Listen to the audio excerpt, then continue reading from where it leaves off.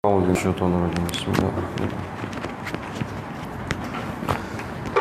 السلام عليكم ورحمة الله وبركاته إلى حضرة النبي محمد صلى الله عليه وسلم وكافة الأنبياء والمرسلين والشهداء والصالحين وإلى صاحب الكتاب والمسلمين والمسلمين الأحياء من الأموات بالسر الفاتحة أعوذ بالله من الشيطان الرجيم بسم الله الرحمن الرحيم الحمد لله رب العالمين الرحمن الرحيم مالك يوم الدين إياك نعبد وإياك نستعين اهدنا الصراط المستقيم صراط الذين أنعمت عليهم غير المغضوب عليهم ولا الضالين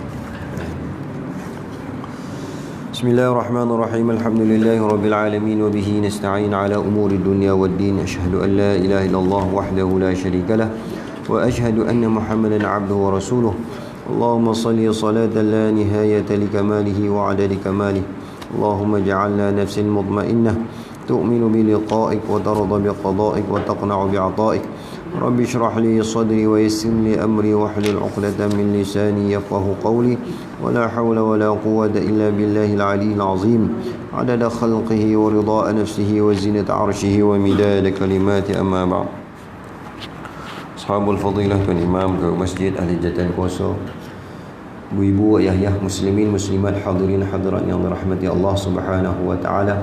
Alhamdulillah pada malam ni kita masih lagi diberi kesempatan oleh Allah taala dapat kita bertemu dan menghimpun bagi meneruskan bacaan kitab Bidayatul Hidayah, permulaan jalan bagi hidayah, yang dikarang disusun oleh Imam Hujjatul Islam Abdul Hamid Al-Ghazali qaddasallahu sirrahu wa ardah. Kita masih lagi berada pada muqaddimah kitab ini. Kita berhenti tu hari pada hadis Nabi SAW kalau dalam kitab ni yang disediakan oleh pihak masjid pada muka surat 7. Muka surat 7. Nah, nombor dia ada kat atas ni. Nombor dia special sikit, dia duduk kat atas. Muka surat 7 pada hadis Ana min ghairi dajjali akhwafu alaikum minad dajjali. فقيل ما هو يا رسول الله صلى الله عليه وسلم فقال علماء السوء أو كما قال صدق رسول الله صلى الله عليه وسلم. Kata Nabi SAW, selain daripada Dajjal, ada satu perkara yang sangat aku khawatirkan melebihi daripada kejahatan Dajjal. Benda yang Nabi SAW susah, bimbang, yang menjadi ketakutan bagi Nabi SAW lebih daripada kejahatan Dajjal ataupun tipu daya Dajjal pada akhir zaman. Maka sebahagian para sahabat bertanya kepada Rasulullah, apakah perkara tersebut? Ulama usu'i.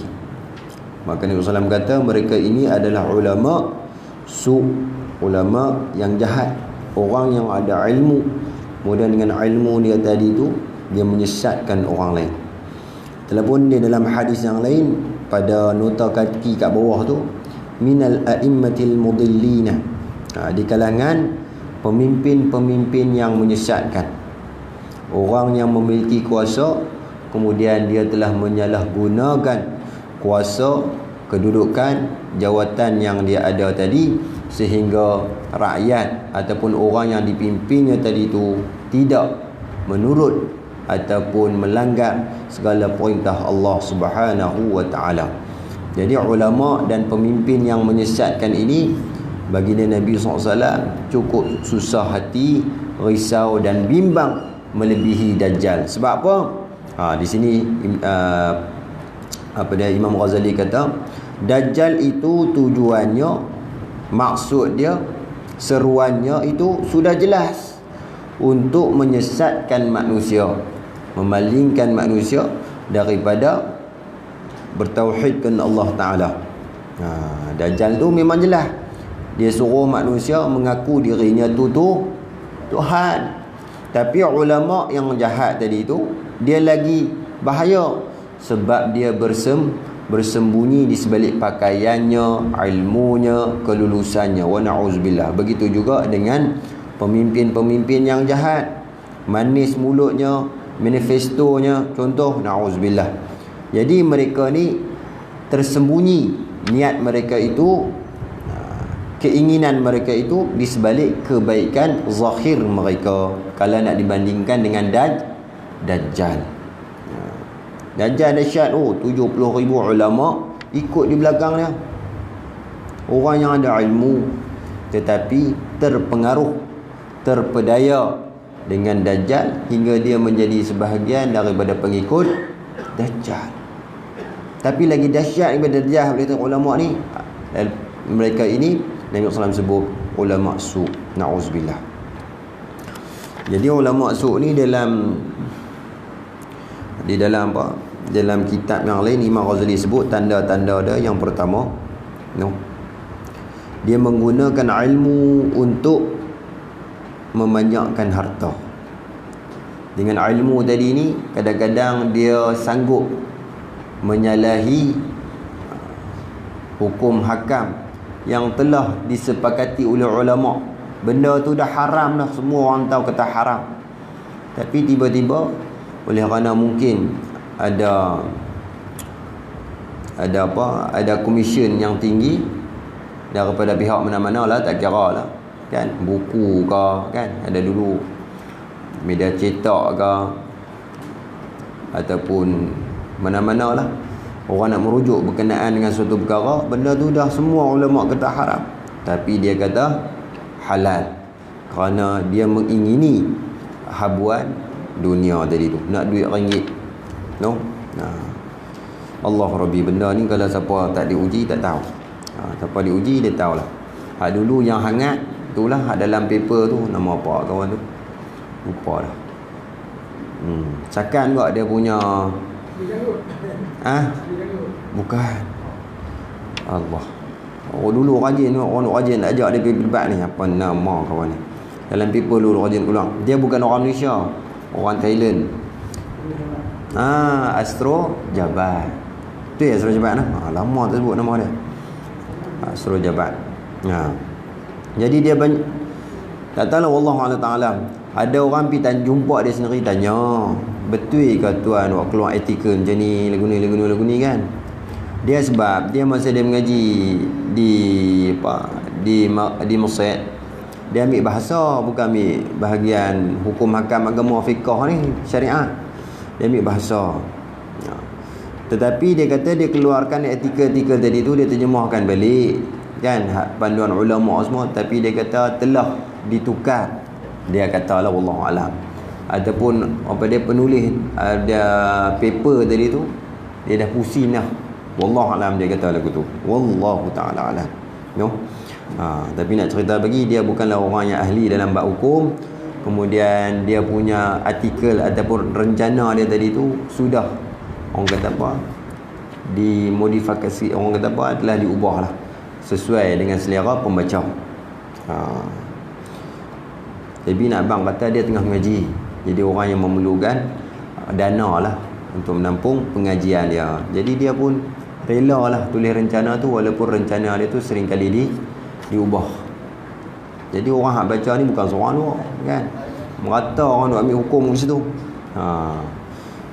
Wallahu alam. Tapi nak abang tu salah satu contoh sama ada betul atau betul tu di pihak dia lah. Itu salah satu contoh artikel-artikel yang disebarkan, dikeluarkan menyalahi hukum yang telah disepakati oleh ulama. Saya pun tak boleh nak lupa lah nak ambil contoh apa. Jadi isu macam-macam pelik-pelik.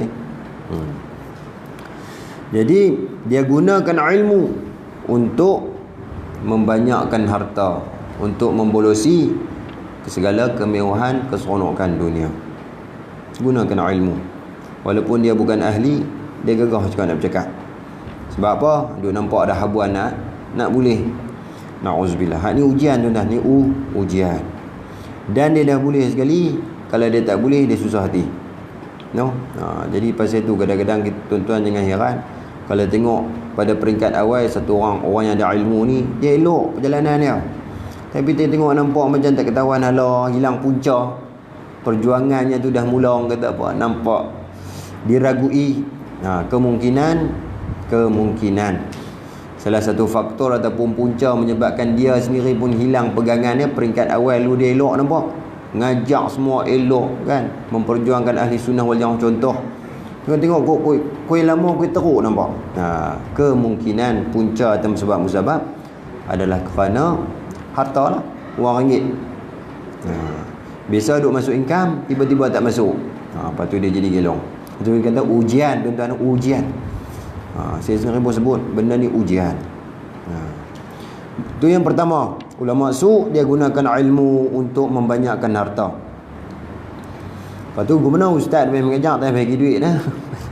Dia banyak harta. Ni harta tengok juga lagu mana.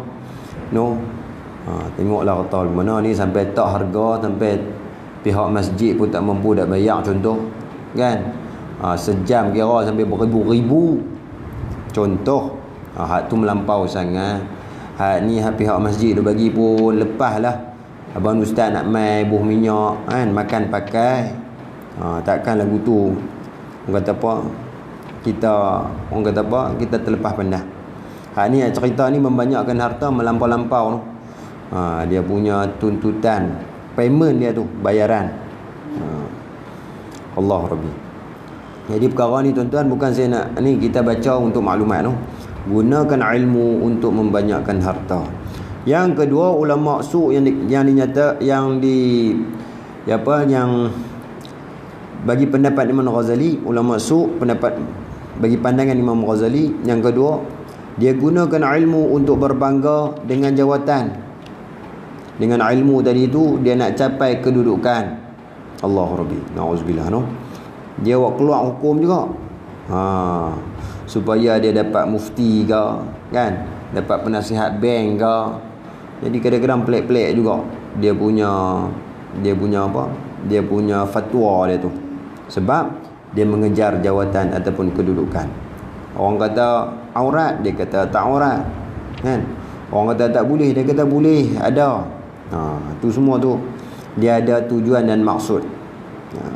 Jadi dia menggunakan ilmu untuk berbangga dengan jawatan, nak dapat kedudukan. Kemudian ulama su yang ketiga kata Imam Ghazali, tanda-tanda ataupun ciri-ciri dia gunakan ilmu untuk sombong, bermegah dengan pengikut. Ramai followers kalau macam kita hari ni. Ramai orang ikut pengembangan kan ucapan dia. Jadi dengan sebab pada pengetahuan yang dia ada, dia sombong. Na'udzubillah min zalik. Ni siapa-siapa pun boleh berasa lagu ni. Satu orang ulama tabi'in, satu hari dia pergi masuk dalam kota Madinah. Kemudian dia ziarah ke masjid Nabi SAW. Dia perasan ada satu perhimpunan, satu perhimpunan kelompok punya ramai lah orang pergi berhimpun. Maka dia pun turut sertalah di dalam majlis tersebut. Dia dengar majlis tersebut adalah majlis bacaan hadis Nabi SAW. Dia tanya orang tu, siapa hak baca hadis ni? Ramai semua orang dapat sambutan yang menggalakkan. Dia kata itulah Abu Hurairah radhiyallahu taala anhu.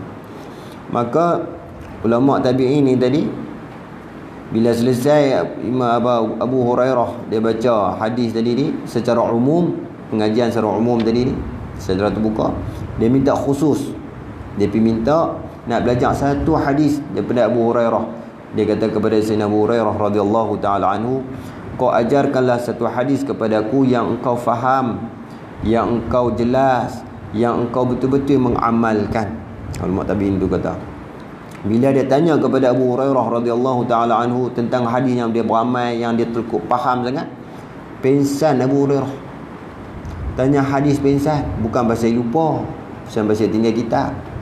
Pensan sebab dia mengingatkan satu hadis Nabi SAW yang menyatakan ataupun menceritakan satu keadaan pada hari kiamat besok. Orang hak pertama sekali Allah Ta'ala ataupun diseru oleh malaikat, yang dipanggil oleh malaikat, 3 golongan. Yang pertama orang ada ilmu. Ni Abu Hurairah baca kepada ulama tabi'in ini. Orang yang ada ilmu. Kemudian Allah Ta'ala tanya nikmat ilmu tadi tu, dia kata ya Tuhan bagi aku ilmu. Kemudian dengan ilmu tadi dia kata kepada Allah Ta'ala di dalam perhimpunan Yaumul Mahsyar tu, aku telah ajarkan manusia, aku pun ramai nak murid dan aku mencari keridaan-Mu. Maka Allah Ta'ala menafikan kata-kata orang alim tadi tu, orang yang ada ilmu tadi semua bohong. Allah Ta'ala kata, ini secara ringkas saya sebut tu, Allah Ta'ala kata, hang sebenarnya nak berbangga dengan ilmu, hang nak mencari kedudukan. Jadi Abu Hurairah dia mengenangkan hadis tu sampai pingsan. Dia cukup faham. Sedangkan Abu Hurairah ni di antara orang yang cukup banyak meriwayatkan hadis Nabi SAW. Dia hidup dengan Nabi 4 tahun saja, tapi hadis yang diriwayatkan oleh Abu Hurairah cukup banyak. Ini kelebihan anugerah yang Allah Ta'ala bagi. Nak dibandingkan dengan Sayyidina Abu Bakar, Sayyidina Umar, Sayyidina Ali, nak dibandingkan mereka ni, ini Abu Hurairah orang yang paling banyak meriwayatkan hadis Nabi. Tapi hadis yang dia cukup faham, cukup dia ambil berat, cukup dia kenang dalam diri dia, hadis mengingatkan tentang orang yang ada ilmu, kemudian dia lupa diri. Dia ajak, rupanya dia nak berbangga, dia ingat hadis tu. Kemudian golongan yang kedua, orang yang apa, yang berjihad fi sabilillah kan, mati, maka disangka orang kata dia mati syahid. Kemudian di hari akhirat Tuhan bagi kan, dia pun mengaku kata dia mati syahid menegakkan agama Allah. Allah Ta'ala kata hang muhung, hang perang tu pasal hang nak nama supaya hang digelar orang yang berani. Limpang masuk neraka dua dah. Kemudian yang ketiga, orang kaya. Orang kaya bukan kaya kedekut, kaya rajin infak, tapi dia rajin infak ada kepentingan lain. Allah Ta'ala tanya, dia kata, ya aku ada dapat nikmat yang banyak daripada kau, kemudian aku sedekahkan, aku kongsikan pada orang lain. Dia kata untuk mencari keridhaanmu. Allah Ta'ala kata hang muhung. Allah menafikan kebaikannya tu. Kemudian Allah Ta'ala kata hang kaya tadi pasal hang nak menunjuk, hang nak berbangga dengan orang. Maka ketiga-tiga kelompok manusia tadi ni, yang pertama bangga dengan ilmu, yang kedua berjuang kerana inginkan kemegahan, yang ketiga bersedekah kerana ingin menunjuk-nunjuk, semua ni Allah Ta'ala limpak masuk dalam neraka. Sebelum orang kafir masuk neraka, orang lagu ni masuk dah neraka. Maka Sayyidina Abu Hurairah radhiyallahu ta'ala anhu cukup takut, cukup bimbang. Jadi perkara ini menjadi pelajaran juga bagi orang yang ada ilmu. Jangan kita lupa diri, no? Dengan pengetahuan yang kita ada, belum lagi menjamin keselamatan kita.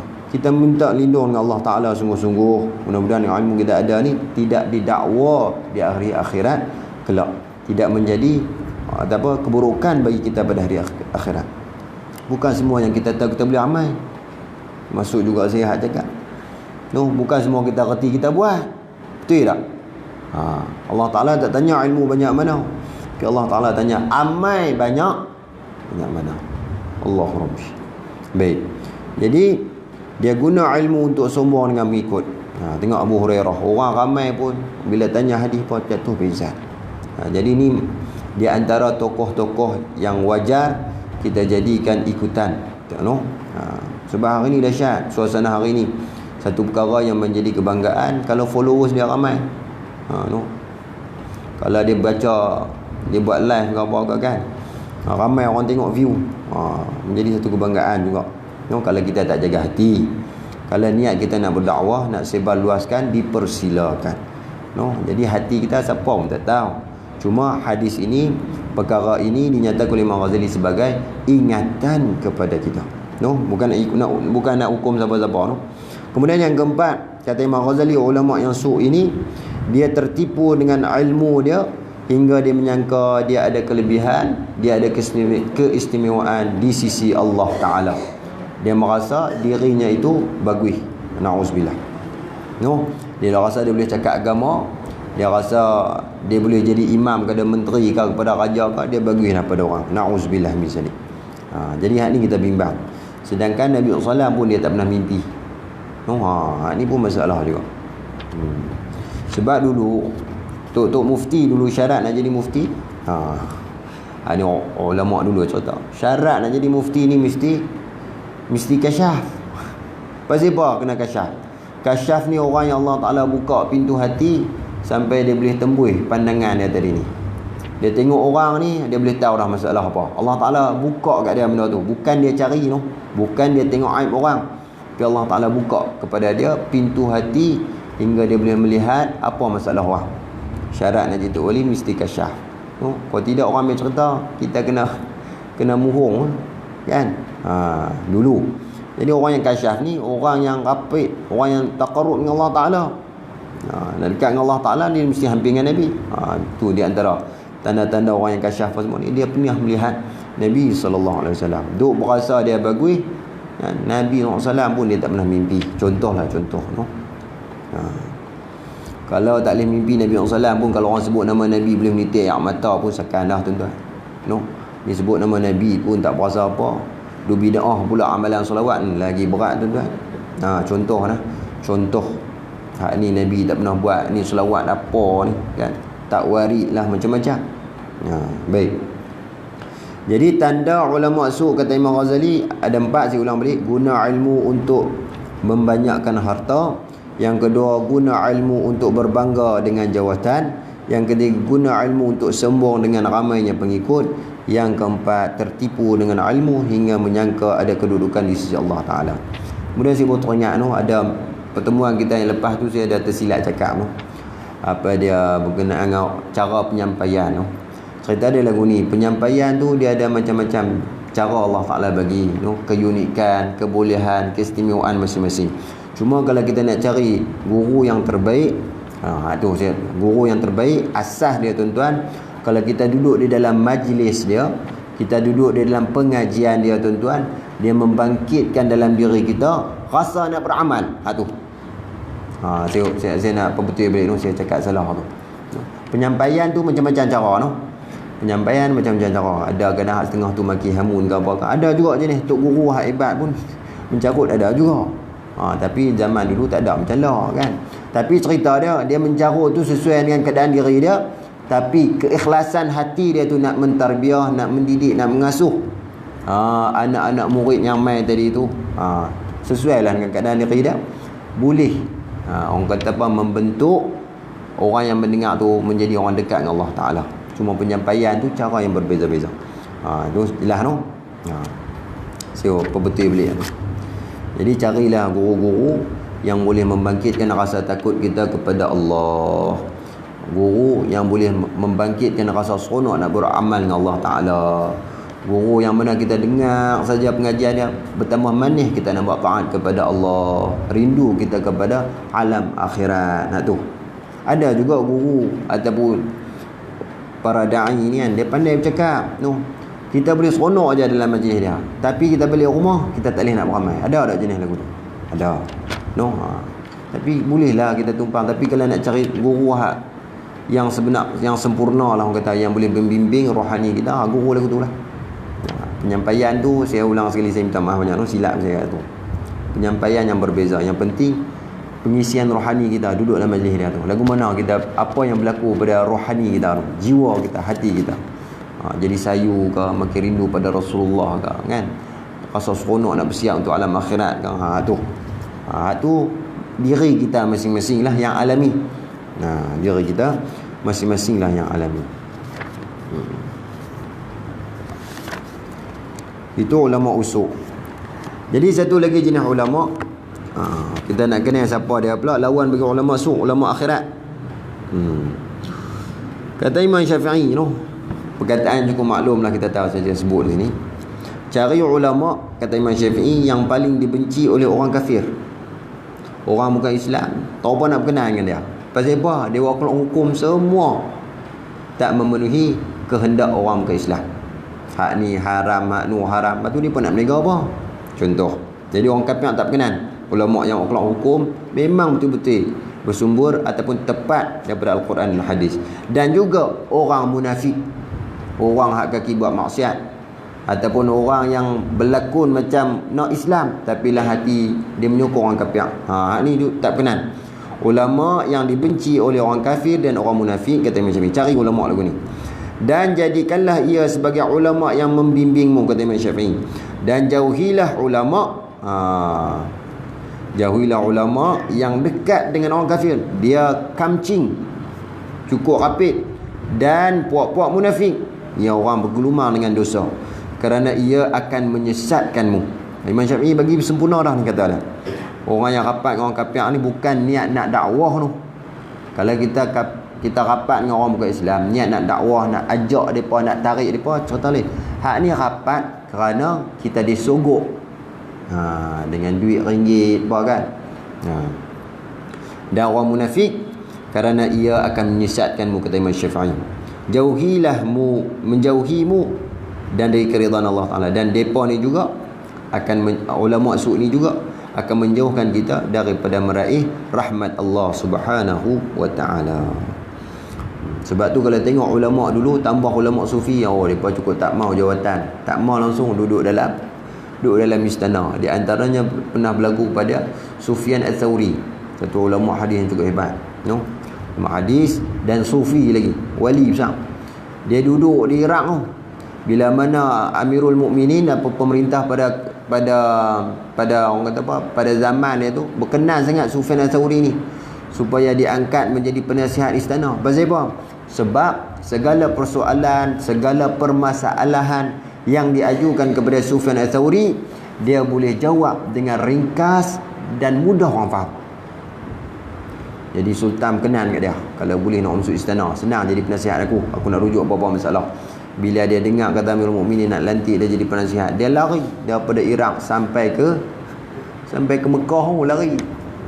Seronok. Jadi duduk dalam istana, kereta orang bagi, rumah orang bagi, allowance semua, tak payah keluar duit, kan? Nak apa bak je kat raja, rapid dengan raja, kan? Tak mau lagi ke? Tapi Sufyan Ats-Tsauri dia tak mau, dia lari. Jadi zaman tu kalau siapa yang ingkar perintah sultan, dia akan disula daripada punggung sampai ke mulut, lari dia sampai ke Mekah, berlindung, menyorok, bersembunyi di Mekah. Siapa pun tak kenal dia, melainkan hanya orang yang tertentu. Di Iraq ni bakat kayu rendah cari mana pergi Sufyan Ats-Tsauri. Masya Allah, tu ulama yang hebat lah, Baik.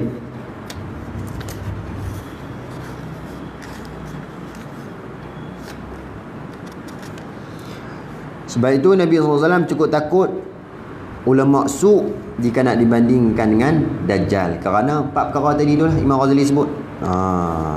Jadi mudah-mudahan barakah kitab yang kita baca ni, Allah Ta'ala pelihara kita daripada jumpa dengan orang yang sebegini rupa. Dia boleh mempengaruhi kehidupan kita. Sebab apa? Tengok sini, Imam Ghazali kata, kerana amalan seseorang itu lebih berkesan daripada percakapannya. Sorry. Okey, baik. Saya terlangkau dalam patah balik. Dajjal tujuannya sudah jelas untuk menyesatkan manusia, tetapi ulama su' walaupun lidahnya pandai memalingkan orang lain daripada cinta dunia, nampak? Dia pandai tu bagi kat kita tip, kan? Tip macam-macam tip lah, keluarga bahagia, mengikut Islam apa semua, contoh lah kan, contoh. Pasal ini Imam Ghazali kata memalingkan orang daripada cinta dunia, kan? Kena banyak sedekah apa semua.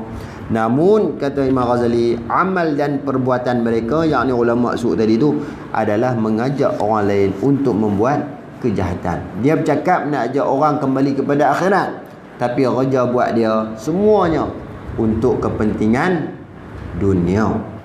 Semua kerja buat dia tu untuk keseronokan dunia. Na'udzubillah misalnya. Duk marah orang, larang orang, kan? Jangan duk buang masa demi masa wal asr. Tengok ustaz relax kan, duk pergi main golf apa kan. Contoh saya bagi ni lah, contoh. Jadi dia duk cerita kat orang lagu ni, tengok dia relax duk main golf pun senok pendek lagi, contoh saya bak contoh lah. Jadi orang tengok, ustaz boleh pakai senok pendek, main golf lagi, kan? Daripada Zuhur sampai Gazam. Tengok maghrib pergi kuliah. Contoh kan. Jadi percakapan dia tadi ni hak duk ajak pi orang kembali kepada akhirat. Bila orang tengok perbuatan dia tadi tu, kesan dia tu lebih besar kepada amalannya. Kalau ustaz pun boleh buat lagu ni, kita apa tahu lagi, kan? Lagi sakan lagi lah. Contoh. Dan orang awam, orang biasa ni, dia lebih mudah terpengaruh, mudah terkesan, mudah tertarik dengan perbuatan ataupun amalan ulama su'. Na'udzubillah. Lah pasal kerja buat dia tu semua bersesuaian dengan nafsu manusia. Dia tak bagi orang buat MLM pasal haram, tengok dia lagi besar jadi ejen. Duk pergi cari himpun orang pula. Contoh. Jadi depa kata ni, ustaz pun masuk saham ni. Hang tak masuk, tak tahu kan abang apa. Ada tak orang buat lagu tu? Siapa tak ada. Kan? Sampai beratus juta ni.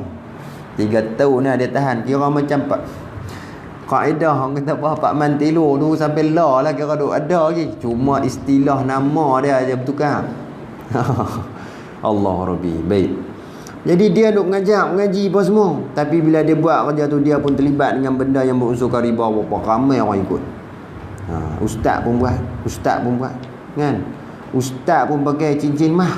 Kita pakai apa, perak tak jadi. Kan? Tu dia contoh. Kakak pergi beli mah. Lah mah murah kan? Dia kata. Penuh kedai mah Anwar.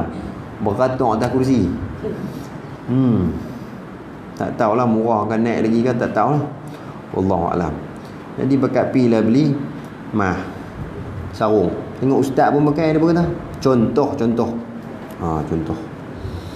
Jadi orang awam ni, orang biasa ni, dia tengok ustaz-ustaz buat, depa pun tirulah. Ataupun dalam perkara lain. Ulama su' satu lagi mungkin hak tu kurang-kurang. Ulama su' ni selalunya dia ajak orang ni maki ulama. Kan? Maki ulama, hina sahabat contoh. Macam ulama Syiah awal tu kan. Macam kita orang ni ajak supaya meremeh-remeh ataupun merendah-rendahkan ulama hadis. Ulama ni dulu lagu ni ulama tak boleh.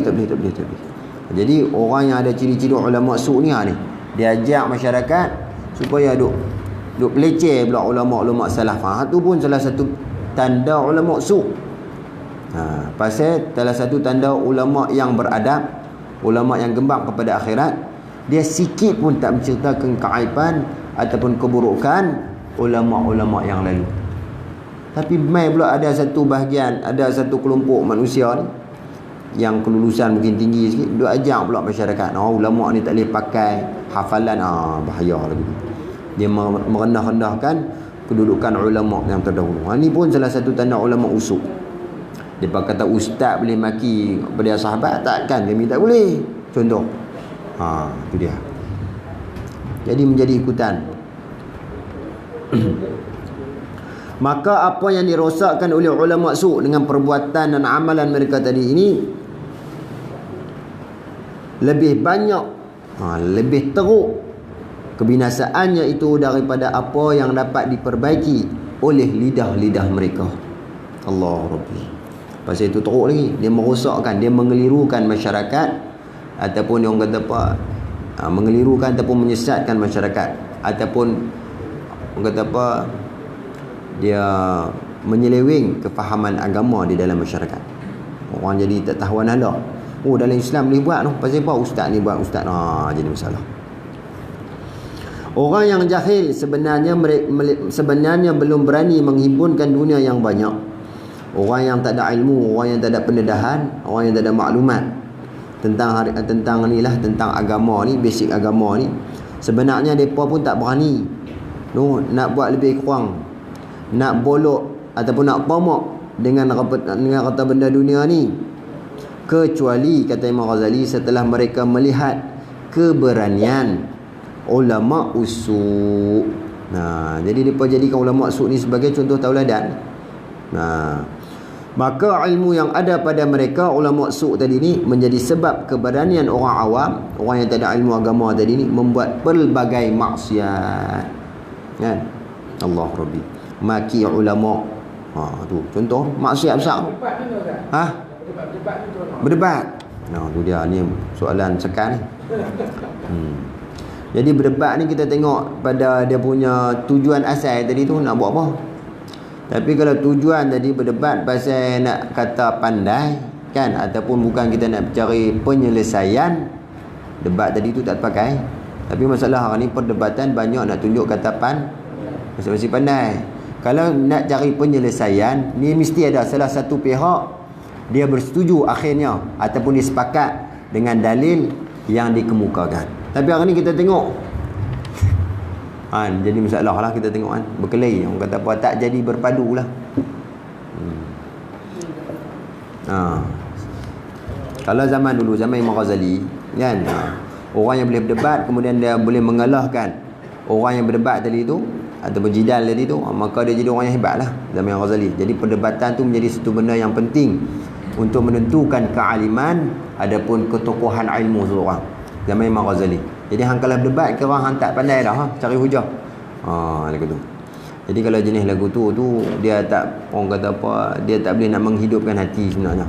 Pasal masing-masing nak mencari kemegahan. Na'udzubillah. No? Jadi kalau kita berdebat nak menyelesaikan masalah, yang tu dianjurkan. Jadi kita tengok baliklah asal perdebatan tu diadakan. Senang ya. No? Kita tengok apa dia punya matlamat utama kita buat perdebatan ni. Adakah nak mengaibkan orang, ataupun nak memburukkan orang, ataupun nak berbangga. Na'udzubillah. Tapi kalau kita duduk dalam majlis tadi tu nak mencari jalan penyelesaian, tak ada masalah. Mengajak orang awam dengan berbagai maksiat. Beraninya orang awam ni buat maksiat kerana ulama sendiri pun berani duk maki hamun. Contoh, dia sendiri duk maki ulama-ulama terdahulu. Jadi orang awam apatah lagi. Na'udzubillah.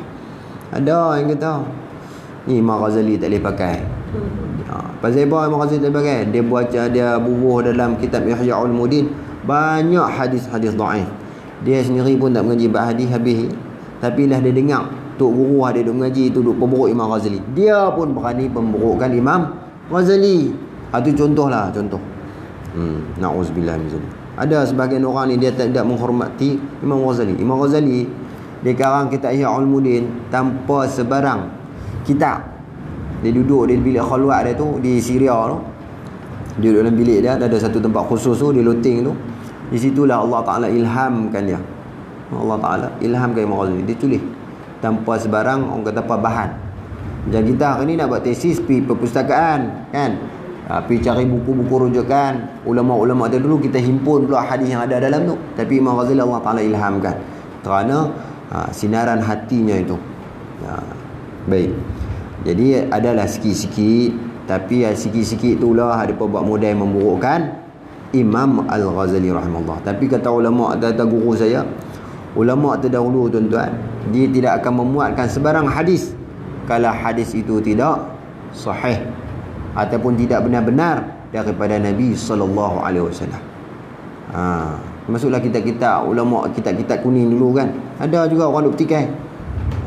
Jadi kata guru saya ni nak memurnikan apa dia prasangka buruk kita pada ulama terdahulu ni. Dia kata ulama dulu dia takkan bubuh sebarang hadis dalam kitab depa melainkan benda tu benar-benar hadis. Coba. Baik. Kita bagi sikit-sikit. Namun demikian nafsu amarah ulama su. Nafsu buruk ni lah, ulama su ini selalu membisikkan di telinga mereka bermacam-macam angan-angan dan membisikkan kepadanya bahawa dia telah banyak menabur jasa di kalangan manusia sehingga dia layak untuk menerima bermacam-macam anugerah daripada Allah Ta'ala. Ini tipu daya lah yang dialami oleh ulama su. Na'udzubillah. Dia dah sesat, dia dah salah, tapi dia masih lagi rasa betul. Na'udzubillah min zalik. Ini dipanggil hijab. Allah ni kita takut ni. Allah Ta'ala pinggirkan kita daripada jalan yang benar. Nafsunya juga mengkhayalkan kepadanya bahawa Allah Ta'ala adalah dia lebih baik daripada kalangan hamba-hamba Allah Ta'ala lain. Itu dia sendiri angkat bakui sendiri. Dia kata dia ni lebih bagus daripada orang lain. Na'udzubillah. Wahai para penuntut, Imam Ghazali peringat kepada kita, maka jadikanlah dirimu bersama dengan golongan yang pertama, golongan hak awal. Kita baca dah sebelum ni. Golongan yang menuntut ilmu ini benar-benar untuk meraih keridaan Allah Ta'ala. Kita tak ada kepentingan yang lain, melainkan kita nak kenal Allah Ta'ala. Dan berhati-hatilah supaya engkau tidak termasuk dalam golongan yang kedua, kerana banyak sekali orang yang lalai yang telah dikejutkan oleh kematian. Ramai orang yang duk ghalib, tak beramal, kemudian sedap-sedap mati. Na'udzubillah. Ramai dah kata Imam Ghazali. Sebelum dia sempat bertaubat, lalu rugilah dia. Dan janganlah sama sekali engkau termasuk ke dalam golongan yang ketiga, yakni golongan puak-puak ulama su' tadi ni. Maka engkau akan terjerumus ke jurang kemenasaan yang tidak diharapkan dapat diselamatkan atau diperbaiki lagi pada hari akhirat besok. Kalau dengan kita punya rekod kita atas dunia tak dan bertaubat, na'udzubillah, harapkan rahmat dan ihsan Allah Ta'ala sajalah. Maka apabila engkau bertanya apakah itu bidayatul hidayah, Imam Ghazali kata apa dia ayat tu maksud bidayatul hidayah, nama kitab kita ni lah. permulaan jalan menuju hidayah petunjuk Allah. Untuk dapat aku mencubanya bagi diriku, kata Imam Ghazali, maka ketahuilah bahawa permulaan ataupun langkah yang pertama jalan hidayah ataupun jalan kita mencari petunjuk tadi tu ialah taqwa. Taqwa yang zahir. Kita kena pakaikan, kita kena zahirkan perilaku kita, taqwa. Taqwa yang zahir apa dah ni? Mai sembahyang, menuntut ilmu, tu benda yang nampak dengan mata, zikir, baca Quran. Dan nihayatul hidayah, dan kesudahan bagi jalan petunjuk itu ialah taqwa yang batin, iaitu dah hati kita rasa gerun, rasa takut, rasa rindu. Yang tu baru dia mai. Mula dengan luar, kemudian dia akan membajai jiwa kita, kata Imam Ghazali. Jadi jalannya ada dua, jangan kita rasa keliru. Ini kaedah Imam Ghazali. Imam Ghazali daripada luar masuk ke dalam. Zahirkan, kita lakonkan sifat ketakwaan tadi itu hingga akhirnya dia memberi bekas pada jiwa kita. Rajin mai sembahyang walaupun Allah tak ikhlas lagi, kita ajak juga bagi mai. Contoh tu cara Imam Ghazali. Sampai akhirnya kesungguhan kita tadi itu, istiqamah tadi itu, Allah Taala bagi keikhlasan yang sebenar-benarnya. Contoh puasa lah, Allah puasa kita pun masih lagi kadang-kadang terlengok benda-benda yang haram. Puasa lagi kekal puasa sunat lah kan. Kita duk ajak dia hingga akhirnya puasa kita menghasilkan kualiti yang paling terbaik. Itu cara Imam Ghazali. Ada juga cara perjalanan tasawuf yang lain, dia mulakan daripada dalam baru zahirkan keluar pun ada juga. Dua-dua kaedah boleh. Luar masuk ke dalam dulu boleh, ataupun dalam dulu baru luar pun boleh. Itu bergantung ataupun cara guru yang mendidik kita. Sikit-sikit. Jelas tu maklum, jelas tu. Luar dalam ni maksudnya hati kita lah. Ada apa betul hati dulu baru luar. Ada yang luar dulu kita buat, baru lama-lama kita bentuk hati. Itu maksud dia. Dan syurga itu tidak akan dicapai kecuali dengan takwa. Tak masuk kita dalam syurga melainkan dengan takut kepada Allah Ta'ala. Dan tidak ada petunjuk kecuali bagi orang yang menyediakan diri untuk bertakwa. Dan Allah Ta'ala tak bimbing kalau siapa yang tidak betul-betul dalam hatinya ini inginkan ataupun betul-betul dalam diri dia tu menjalani sifat takwa tadi, takut kepada Allah Ta'ala. Dan takwa itu terbagi kepada dua, kata Imam Ghazali. Pertama, dia menjunjung segala perintah Allah Ta'ala. Yang kedua, orang yang bertakwa dia jauh segala larangan Allah Ta'ala. Maka di dalam kitab ini akan saya sebut kedua-dua bahagian ini serba ringkas. Habis dah mukadimah. InsyaAllah mudah-mudahan perkongsian pada malam ni tuan-tuan memberi manfaat, terutamanya pada saya lah, tukang baca ni, dan kepada kita semua. Silalah. Jadi ni abang kitab Bidatul Hidayah ni permulaan petunjuk. Imam Ghazali kata mulalah daripada luar, kita buat dulu. InsyaAllah penyudahnya ni Allah Ta'ala akan memberi impak ataupun hasilnya di jiwa kita, berasa keseronokan melakukan ketaatan kepada Allah Ta'ala. Malam ni kita ada segi tahlil. Allah, kita sama-sama niatkan bacaan tahlil kita ini kepada baginda Nabi SAW, ahli keluarganya, para sahabat, para tabi'in, seterusnya kepada ibu ayah kita, sama ada yang masih hidup ataupun dalam meninggal dunia, adik-beradik kita, dan kaum muslimin, muslimat yang berada di timur dan di barat, yang hidup ataupun telah meninggalkan dunia. Kita niatkan lagu tu dengan bacaan tahlil kita pada malam ni. Ila hadratin Nabi Muhammad sallallahu alaihi wasallam.